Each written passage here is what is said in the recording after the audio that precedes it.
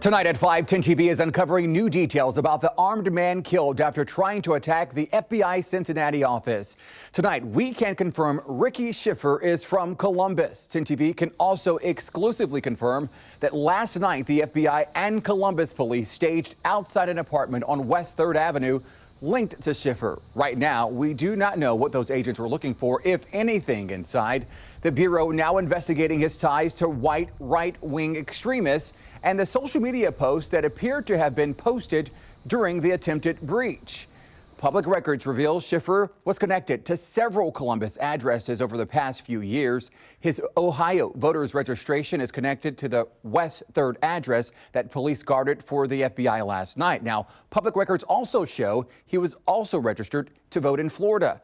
The attempted attack coming as some supporters of former President Donald Trump are increasing their threatening rhetoric after the FBI seized nuclear documents from the former president's Florida estate. 10 TV has live team coverage tonight from Ohio all the way to the nation's capital. We began with 10 TV's Kevin Landers, who's been investigating Schiffer's background all day long. He's in a digital broadcast center tonight with the latest. Kevin. Well, good evening. According to the Franklin County Common Pleas Court, Schiffer may have had some financial problems. Back in June, there was a lien filed against him for failing to pay $553 in income taxes. Here's what else we've learned about him and his social media posts.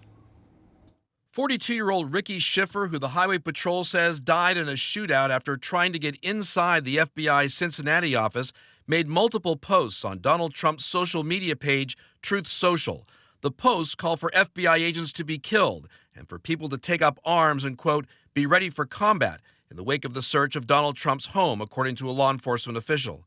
10 TV spoke to CBS News Chief National Affairs and Justice Correspondent Jeff Pegues about the latest on the investigation. But investigators right now, they're looking into his background. Even though he is deceased, they want to see if he had any extremist ties, if there was someone who may have helped him. At least one of Schiffer's social media posts appeared to have been sent after he tried to breach the FBI office. It said, quote, if you don't hear from me, it's true. I tried attacking the FBI.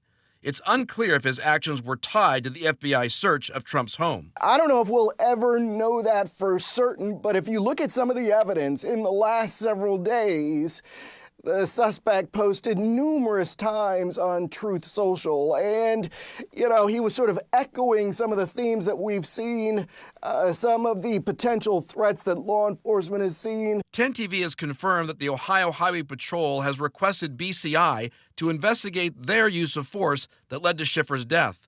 Court records show Schiffer lived mostly around the campus area. Schiffer's most recent address in Columbus was on West 3rd Street. On Thursday, Columbus police were seen guarding the address at the request of the FBI.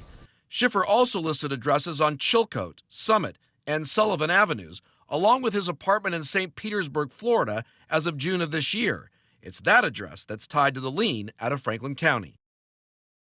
Investigating the attack in Cincinnati as an act of domestic extremism.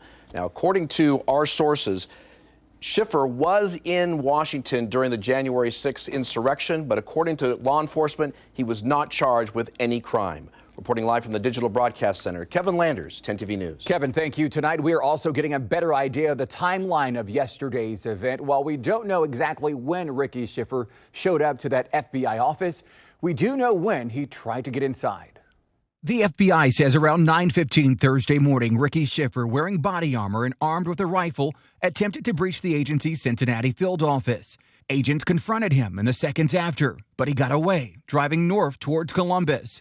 About 20 minutes later, state troopers located Schiffer driving his Crown Victoria northbound on Interstate 71.